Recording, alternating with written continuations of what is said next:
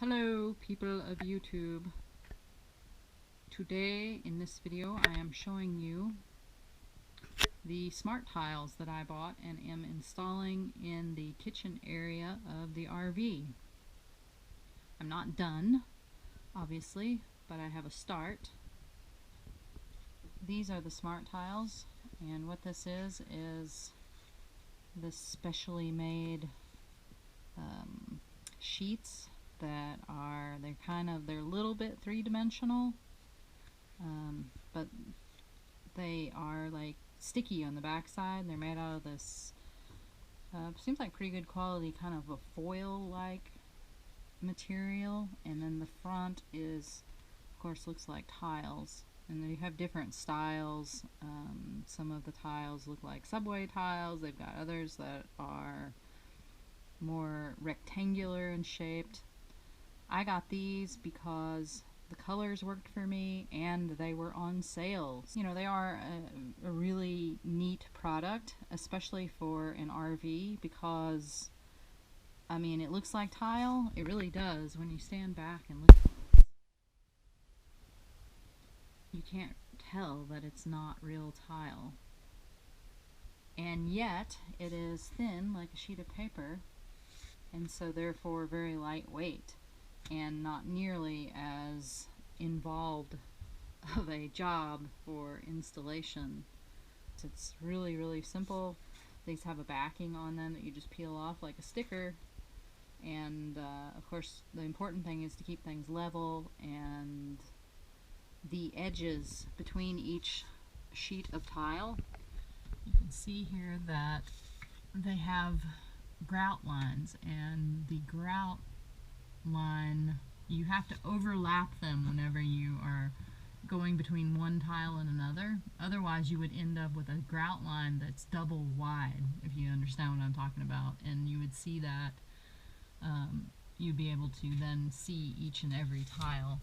Over here I've already installed these, and I overlapped the grout lines. If you get really close you can see, you know, where the sticker overlaps, but that's kind of tedious, and it takes a good eye to be able to do that properly so that it looks right. But other than that, yeah, they're really simple. It's going really well and fast. When you get to an area like over here where the wall is, it changes,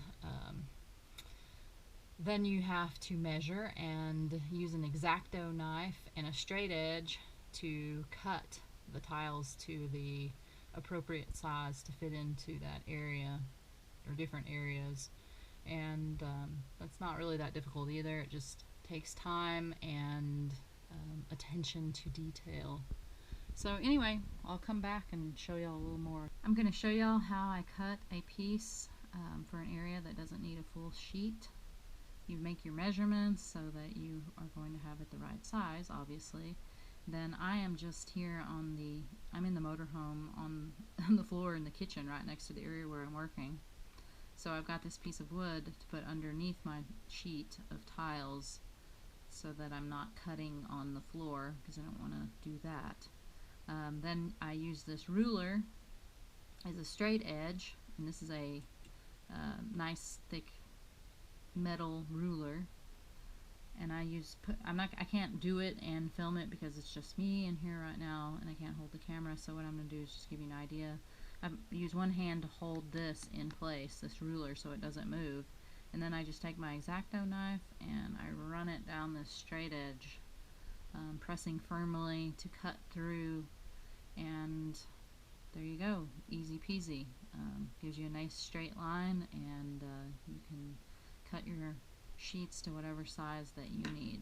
Okay, there we go. I used that technique that I showed you, and I cut my piece. Really simple. Okay, I've reached kind of a tricky area.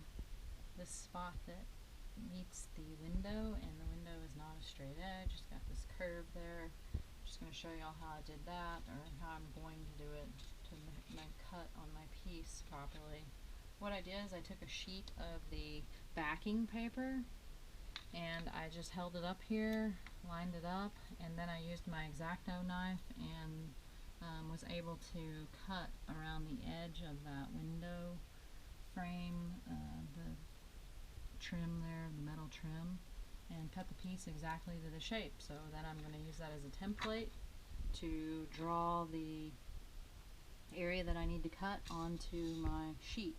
I have to be very careful when I'm cutting it, but shouldn't be a problem. I may even use scissors instead of the X-Acto knife for this part. I think it might just be easier to do that. One thing I would like to share with y'all that I think is a tip that makes placing each sheet of tiles easier, less troublesome, is, I'll just show you. I'm going to use a small cut-off piece here to demonstrate. When you're going to stick your tile, you just flip it over and you peel back just enough of the backing, and then just press down and fold that so it's out of your way. Then whenever you go to place the tile, you don't have to worry about all the rest of this, the sticky surface, especially useful when you're working with a really large, a full sheet of the SmartTiles. Then once you get the first edge that you've got peeled back with the adhesive revealed, once you get that in position and press down where it's adhered to your surface, you just peel the rest of this backing off and press down on the tile onto the surface where you want it to go as you pull this back. Just a little tip that I used that made it a lot easier, so I wasn't dealing with a, you know how it is when you've got a sticky surface, it wants to stick to everything, usually except where you're trying to put it. Anyway, here is the completed SmartTile installation in the kitchen.